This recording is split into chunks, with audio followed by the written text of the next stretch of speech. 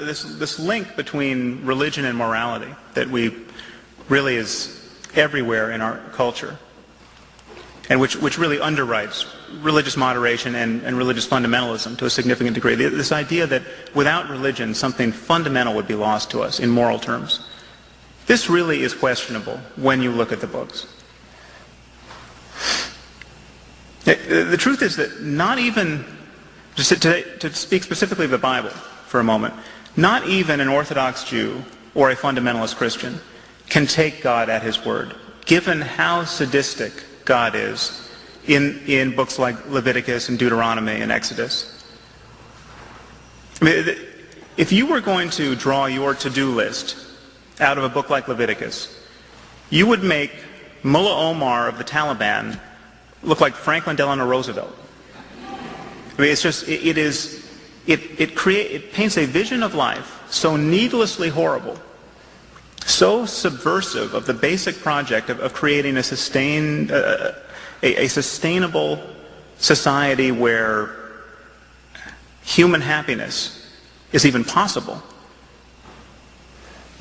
that we effectively have edited the Bible. Even fundamentalists have. But it's important to point out that nobody ever says these passages are immoral. I mean, the idea that you find that a woman is not a virgin on her wedding night and you stone her to death. You stone homosexuals to death. If your kids talk back to you, you stone them to death. If you go into a town and you see someone praying to a foreign god, you kill him, you kill his family, you kill everyone in the town.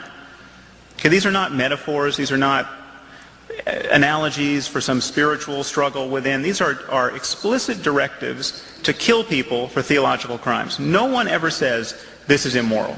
Christians just say we don't have to do this anymore because Jesus brought us the doctrine of grace. Well, incidentally, Jesus also said that every jot and every tittle of the law has to be fulfilled. So the inquisitors of the Middle Ages had a rationale for practicing this kind of law. And I can assure you that St. Augustine and St. Thomas Aquinas had read the Sermon on the Mount. They managed to square the ministry of Jesus with their impulses to kill people for thought crimes.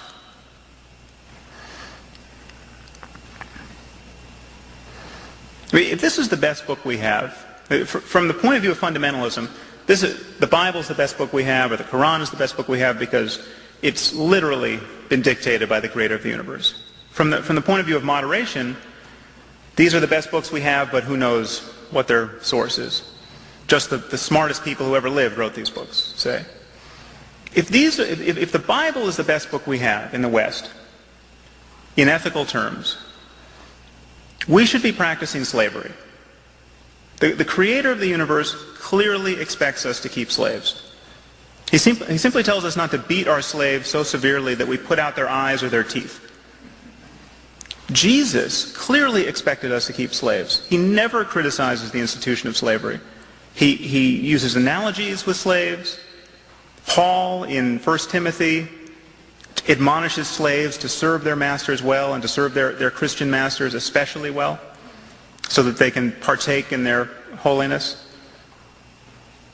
The abolitionists were absolutely on the wrong side of the theological debate.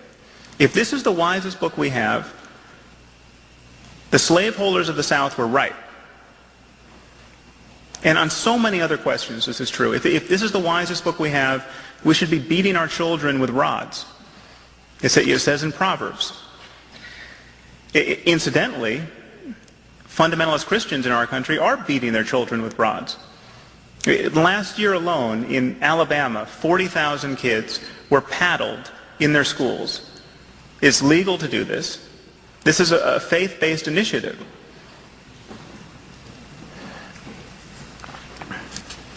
It's important for us to recognize that we decide what is good in the good book. We cherry-pick these books based on our own ethical intuitions.